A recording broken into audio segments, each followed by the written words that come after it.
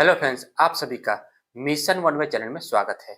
दोस्तों, आज हम लोग बात करेंगे बीएड सेकेंड ईयर। ठीक है, तो बच्चे कमेंट कर रहे थे कि बीएड सेकेंड ईयर का सर क्लास चलाइए। तो बीएड सेकेंड ईयर का हम लोग आज पहला पेपर, जिसका नाम है नॉलेज एंड करिकुलम, ज्ञान और पाठ्यक्रम, ये बीएड सेकेंड ईयर का पहला पेपर है। ठीक है, और मोस्ट इम्पोर्टेंट पेपर है, जो कि नॉलेज एंड करिकुलम 80 मार्क्स का ये पेपर होगा।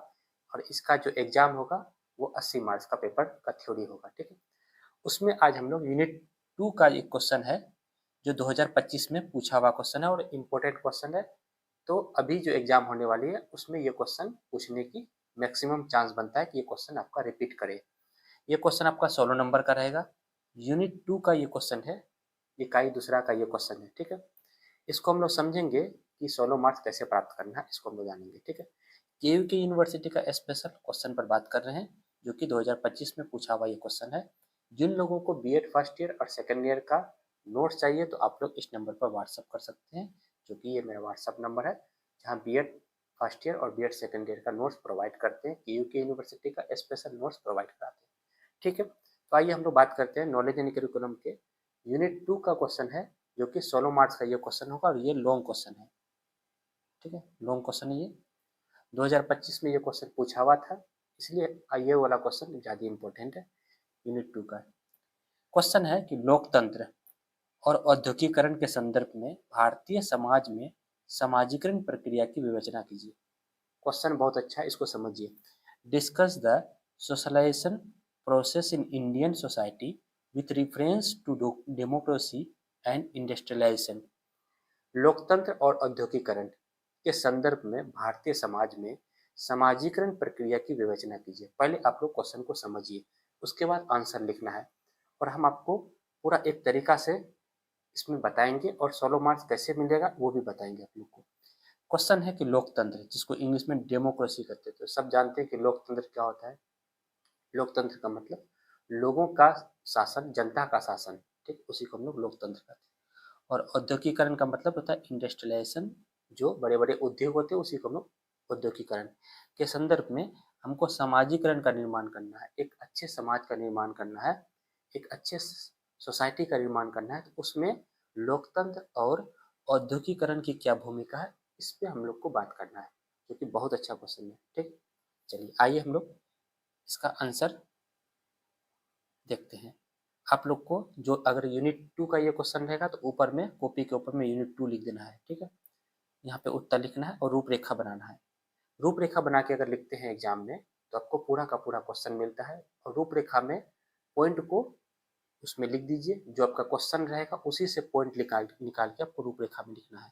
इससे क्या होगा कि एग्जामिनर को कॉपी चेक करने में आसानी होगा और उसको पता चल जाएगा कि बच्चे ने कौन कौन सा पॉइंट लिखा है। तो उसको आप रूपरेखा में लिख दीजिए और उसी पॉइंट को आप अच्छे से विस्तार करते हुए कॉपी में 5 6 से 7 पेज में इसको खत्म कीजिए, तो आपको लिखने में भी आसानी होगा।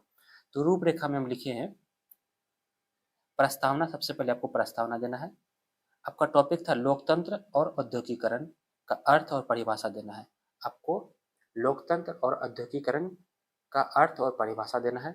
उसके बाद है लोकतंत्र और औद्योगिकरण के संदर्भ में भारतीय समाज में समाजीकरण की प्रक्रिया। ये आपका मेन क्वेश्चन था और इसको भी आपको लिखना है। यहाँ पे आप इसको दो भाग में भी लिख सकते थे कि लोकतंत्र के संदर्भ में भारतीय समाज में समाजीकरण की प्रक्रिया, और एक पॉइंट बन सकता था औद्योगिकरण के संदर्भ में भारतीय समाज में समाजीकरण की प्रक्रिया। ठीक है, तो यहाँ पे हम दोनों को एक साथ जोड़ दिए और लास्ट में आपसे निष्कर्ष लिखना बहुत जरूरी है, निष्कर्ष को लिख दीजिएगा। ठीक है, चलिए आइए सबसे पहले हम बात करते हैं प्रस्तावना। प्रस्तावना में हम बात करते हैं इंट्रोडक्शन। प्रस्तावना को इंग्लिश में क्या बोलते हैं, हम लोग इंट्रोडक्शन करते हैं। किसी देश को चलाने के लिए शासन व्यवस्था का होना बहुत जरूरी है। किसी देश को चलाने के लिए शासन व्यवस्था का होना जरूरी है। लोकतंत्र क्या है, लोगों के द्वारा चुना गया शासन, उसी को हम लोग लोकतंत्र कहते हैं। तो किसी देश को चलाने के लिए शासन व्यवस्था का होना जरूरी है। लोकतंत्र भी एक शासन व्यवस्था है। लोकतंत्र क्या है, एक शासन व्यवस्था है। डेमोक्रेसी क्या है, एक शासन व्यवस्था है जिसमें देश चलाया जाता है, जिससे हम लोग देश चलाते हैं। जहाँ लोकतंत्र शासन व्यवस्था के सबसे अच्छा माना जाता है, वहीं औद्योगिकरण के द्वारा भी एक नए समाज का निर्माण होता है। जहाँ लोकतंत्र जो है एक शासन व्यवस्था को बनाए रखता है, समाज में एक अच्छे समाज का निर्माण करता है, वहीं औद्योगिकरण जो होता है समाज की अर्थव्यवस्था को मजबूत करता है। औद्योगिकों के कारण लोग गांव छोड़कर शहरों में आ गए, जहां फैक्ट्रीज बन लगे, जहां लोगों का आर्थिक व्यवस्था मजबूत हुआ, तो वहीं गांव के लोग जो है शहर की ओर जाने लगे। औद्योगिक के द्वारा औद्योगिकरण के द्वारा ही तर्क और वैज्ञानिक सोच में भी बदलाव किया गया। इस तरह से आप प्रस्तावना के बारे में लगभग आप 10 से 12 लाइन लिखिएगा प्रस्तावना। ये आपका प्रस्तावना यहाँ पे खत्म हुआ। ठीक है, अब हम लोग बात करते हैं लोकतंत्र का अर्थ। Meaning of democracy. लोकतंत्र संस्कृत के दो शब्दों लोक का मतलब जनता, तंत्र का मतलब शासन से मिलकर बना होता है, जिसका अर्थ होता है जनता का शासन। यानी कि लोकतंत्र का अर्थ होता है जनता का शासन। जनता के द्वारा किया गया शासन को हम लोग लोकतंत्र कहते हैं। इस प्रकार लोकतंत्र एक ऐसी शासन प्रणाली है जिसके अंतर्गत जनता अपनी स्वच्छता से निर्वाचन में आए किसी भी दल को मत देकर अपना प्रतिनिधि चुन सकती है। यानी कि लोकतंत्र एक ऐसी शासन व्यवस्था है जिसमें अंतर्गत हम लोग अपने निर्वाचन के द्वारा किसी दल को अपना मत देकर जो है उसके प्रतिनिधित्व को चुनते हैं। इस प्रकार लोकतंत्र का अर्थ होता है जनता के द्वारा शासन, मतलब जनता के द्वारा यह शासन है जहां हम लोग क्या करते हैं अप्रत्यक्ष रूप से इसको चुनते हैं। ठीक है, तो ये हो गया आपका लोकतंत्र का अर्थ। अब हम लोग बात करते हैं लोकतंत्र की परिभाषा। लोकतंत्र की परिभाषा सबसे पहला दिया था अब्राहम लिंकन ने। सब जानते हैं कि अब्राहम लिंकन ने लोकतंत्र का परिभाषा दिया था कि जनता का, जनता के लिए, जनता के द्वारा किया गया शासन लोकतंत्र कहलाता है। आप इसका परिभाषा लिख लीजिएगा। अब्राहम लिंकन ने लोकतंत्र का परिभाषा दिया था कि जनता का, जनता के लिए, जनता के द्वारा किया गया शासन लोकतंत्र कहलाता है। ठीक है, चलिए लोकतंत्र यहाँ तक खत्म हुआ लोकतंत्र का। अब हम लोग बात करेंगे औद्योगिकरण। Meaning of industrialisation. औद्योगिकरण का अर्थ क्या होता है? औद्योगिकरण का अंग्रेजी शब्द इंडस्ट्रियल होता है, का हिंदी रूपांतरण है। यानी कि औद्योगिकरण का अंग्रेजी शब्द इंडस्ट्रियलाइजेशन का हिंदी रूपांतरण है, जिसका अर्थ होता है निर्यात उद्योगों की स्थापना तथा उनके निवास। निर्यात उद्योगों यानी कि अपने देश में जितनी भी वस्तु हैं किसी दूसरे देश में देना है, उन उद्योगों की स्थापना और उनका विकास करना है। इस प्रकार औद्योगिकरण के द्वारा आर्थिक साधनों का प्रयोग करके जनजीवन के स्तर को उन्नत बनाया जा सकता है। इस प्रकार औद्योगिकरण के द्वारा आर्थिक साधनों का प्रयोग करके, ठीक है, मजबूती से जनजीवन के स्तर को हम लोग आगे बढ़ा सकते हैं, जिससे जन व्यवस्था में मजबूती होती है। औद्योगिकरण शक्ति, यंत्रों, नवीन तकनीकों तथा बड़े पैमाने पर पूंजी के निवेश से अर्थव्यवस्था में वस्तुओं का एवं विनिमय से होता है। इसके द्वारा संपूर्ण राष्ट्र में का आर्थिक परिवर्तन किया जाता है। इसलिए शिक्षा औद्योगिकरण में समाजीकरण की नींव रखी गई है। इसलिए शिक्षा औद्योगिकरण में, समाजीकरण की नींव में औद्योगिकरण एक महत्वपूर्ण भूमिका निभाती है। यानी कि औद्योगिकरण एक ऐसा व्यवस्था होती है जिसके द्वारा एक मजबूत समाज का निर्माण होता है। यहाँ तक औद्योगिकरण का अर्थ देख लिए। अब हम लोग बात करेंगे, अगला पॉइंट है लोकतंत्र के संदर्भ में भारतीय समाज में समाजीकरण। ठीक है, एक आपका बनेगा लोकतंत्र के संदर्भ में भारतीय समाज में समाजीकरण। ठीक है, socialisation in Indian society with reference to democracy. लोकतंत्र के संदर्भ में हम भारतीय समाज का समाजीकरण कैसे कर सकते हैं? समाज के समाजीकरण प्रक्रिया में लोकतंत्र का महत्वपूर्ण स्थान है। यानी कि समाज के समाजीकरण में हम लोकतंत्र का एक महत्वपूर्ण स्थान है। लोकतंत्र समाज में असमानताओं को दूर करता है। लोकतंत्र जो होती है, डेमोक्रेसी जो होता है, समाज में असमानताओं को दूर करता है। अगर लोकतंत्र ना हो तो समाज में क्या होगा, अस्त व्यस्त फैल जाएगा। लोग जो है किसी भी जाति का सम्मान नहीं करेंगे, किसी भी धर्म का सम्मान नहीं करेंगे। तो लोकतंत्र ही एक ऐसा मजबूत स्तंभ है जिसके द्वारा समाज में असमानताओं को दूर किया जाता है तथा सामाजिक समता की स्थापना की जाती है तथा सामाजिक समता की स्थापना की जाती है, ताकि समाज में सभी को समान रूप से, एक समान रूप से उसको उनका अधिकार मिले। ये लोकतंत्र की स्थापना से होता है। ठीक है, यही हम लोग का टॉपिक भी था कि लोकतंत्र के संदर्भ में भारतीय समाज का समाजीकरण।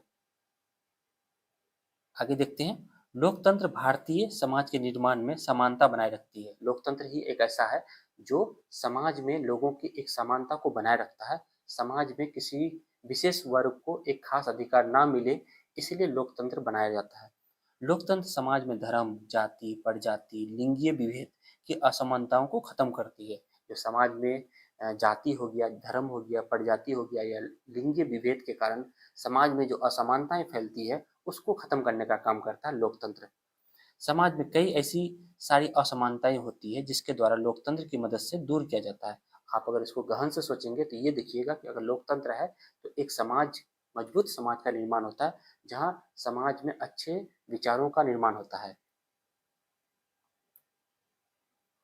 लोकतंत्र समाज में व्यक्ति को उचित सम्मान दिलाती है। लोकतंत्र ही एक ऐसा है जो लोगों को समाज में उचित स्थान दिलाती है, चाहे वो किसी भी जाति की हो, किसी भी धर्म की हो, किसी भी अर्थव्यवस्था से क्यों न जुड़े हुए हो, उसको उनका सम्मान दिलाती है लोकतंत्र। यदि लोकतंत्र नहीं होता तो समाज में जाति, धर्म, लिंग आदि के आधार पर असमानताएं फैलती। व्यक्ति की खुद की पहचान के लिए लोकतंत्र बहुत जरूरी है। खुद का पहचान हो, लोगों का अपना खुद का पहचान के लिए लोकतंत्र का होना जरूरी है, ताकि समाज में उनका सम्मान मिल सके। लोकतंत्र ही सामाजिक न्याय, सोशल जस्टिस को बनाए रखती है। सामाजिक कुप्रथाओं के को लोकतंत्र के द्वारा ही खत्म किया जाता है। जो समाज में कई सारी कुप्रथाएं जो पनपती है उसको लोकतंत्र ही खत्म करता है। जहाँ लोकतंत्र जो है लिंगीय विभेद को खत्म करता है, जाति को खत्म करता है, धर्म को खत्म करता है, तो इस तरह की चीजों को समाज में पनपने नहीं देता है। लोकतंत्र समाज में लोगों को समानता का संदेश देता है। लोकतंत्र ही एक ऐसा है जो समाज में रह रहे लोगों को एक समानता में, सभी को मिलजुल कर रहने में एक संदेश देता है कि सभी धर्मों का सम्मान करें, सभी जाति का सम्मान करें, लिंग विभेद ना करें, सभी लोग एक दूसरे के साथ मिलजुल कर रहना है। लोकतंत्र समाज के नागरिक को आदर्श बनाती है। यानी लोकतंत्र ही एक ऐसा है जो समाज के नागरिक को आदर्श बनाती है। इस तरह से हम देखिए कि लोकतंत्र के संदर्भ में हम एक भारतीय समाज के समाजीकरण में किस तरह से भूमिका को निभाएं। ठीक, यहाँ तक ये आपका खत्म हुआ। इसके अलावा और भी इसमें अब औद्योगिकरण के बारे में बात करेंगे कि औद्योगिकरण के संदर्भ में भारतीय समाज के समाजीकरण की क्या भूमिका है, इसको देखना है। ठीक है, socialisation in Indian society with reference to industrialisation, यानी कि औद्योगिकरण के संदर्भ में हम भारतीय समाज के समाजीकरण में क्या भूमिका निभा सकते हैं। औद्योगिकरण जहाँ समाजीकरण के निर्माण में महत्वपूर्ण भूमिका निभाती है। यानी कि औद्योगिकरण ही एक ऐसा है जो समाजीकरण के निर्माण में एक महत्वपूर्ण भूमिका निभाती है। औद्योगिकरण से शहरों तथा गांवों की दूरी को कम किया गया है। जहाँ लोग जो है शहरों में जाने के लिए सोचते थे, वहीं औद्योगिकरण के आने से गांव के लोग जो है शहर की ओर जाने लगे। सामाजिक संरचना में व्यक्तिगत परिवारों का स्थान मिलने लगा। सामाजिक संरचना का में परिवर्तन हुआ, एक संयुक्त परिवार एकल परिवार में बढ़ गया औद्योगिकरण के आने से। औद्योगिकरण ने समाज की अर्थव्यवस्था को मजबूत किया। औद्योगिकरण आया तो समाज में जो लोग रहते थे उनकी अर्थव्यवस्था को मजबूत किया, उनकी इकोनॉमिक्स को मजबूत किया। जहां औद्योगिकरण के आने से गांव के लोग शहरी की ओर जाने लगे, लोगों की जीवन शैली में परिवर्तन आने लगे। औद्योगिकरण गांव की सुविधाएं पहुंचाने लगी। औद्योगिकरण के आने से गांव में लोगों को सुविधाएं पहुंचाने लगी, उनकी जरूरत की वस्तुएं वहां पहुंचाने लगी। तकनीकों का विकास हुआ। समाज में टीवी, इंटरनेट और सोशल मीडिया का प्रभाव पड़ने लगा। गांव की संस्कृतियों का विकास होने लगा। उद्योगों से मानव तथा वस्तु संसाधनों का निर्माण हुआ। औद्योगिकरण के आने से उद्योग से मानव तथा वस्तु संसाधनों का निर्माण होने लगा। ठीक है, आगे और देखते हैं इसमें। औद्योगिकरण के आने से लोगों की आवश्यकताएं बढ़ती है। इन आवश्यकताओं की पूर्ति के लिए समाज शिक्षा की व्यवस्था करती है तथा औद्योगिकरण के कारण आवश्यकताओं की पूर्ति होती है। जैसे जैसे जैसे ऊंचे ऊंचे भवनों का निर्माण किया जाता है, जिससे समाजीकरण में बदलाव किया जाता है। औद्योगिकरण समाज की अर्थव्यवस्था को मजबूत करती है, लोगों को उनकी जरूरतों की पूर्ति किया जाता है तथा एक अच्छे समाज का निर्माण किया जाता है। इस तरह से हम देखते हैं कि औद्योगिकरण जो होती है एक अच्छे समाजीकरण के निर्माण में महत्वपूर्ण भूमिका निभाती है। तो ये सभी पॉइंट को आप लिख सकते हैं। एक तो हो गया लोकतंत्र के संदर्भ में और दूसरा हो गया औद्योगिकरण के संदर्भ में। और लास्ट में हम लोग इसका निष्कर्ष तो आपको लिखना ही पड़ेगा। निष्कर्ष पर बात करते नहीं, कंक्लूजन।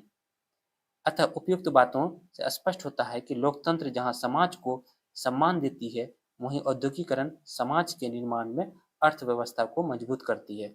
अगर लोकतंत्र जो है वो समाज को सम्मान देती है, समाज के लोगों को सम्मान देती है, तो वहीं औद्योगिकरण जो है समाज के निर्माण में अर्थव्यवस्था को मजबूत करती है। लोकतंत्र सामाजिकरण में समानता को बनाए रखता है, तो औद्योगिकरण समाज के निर्माण में वस्तुओं की जरूरतों की पूर्ति करती है। यानी कि लोकतंत्र और औद्योगिकरण जो होते हैं वो एक दूसरे से समाज में कहीं ना कहीं इनके निर्माण में महत्वपूर्ण भूमिका निभाती है। यही आपका क्वेश्चन भी था कि लोकतंत्र और औद्योगिकरण भारतीय समाज के संदर्भ में सामाजिकरण में क्या भूमिका निभाती है, इसको विस्तार से लिखिए। अगर आप इतना लिखते हैं तो आपको 16 नंबर ये पक्का होगा, 16 नंबर का ये क्वेश्चन रहेगा। ठीक है दोस्तों, वीडियो अच्छा लगा तो कमेंट जरूर करना है और सभी दोस्तों तक शेयर जरूर कीजिएगा। ठीक है, इसी तरह से मेरे चैनल पर बने रहें और नए वीडियो में नए टॉपिक के साथ मिलेंगे। तब तक के लिए धन्यवाद।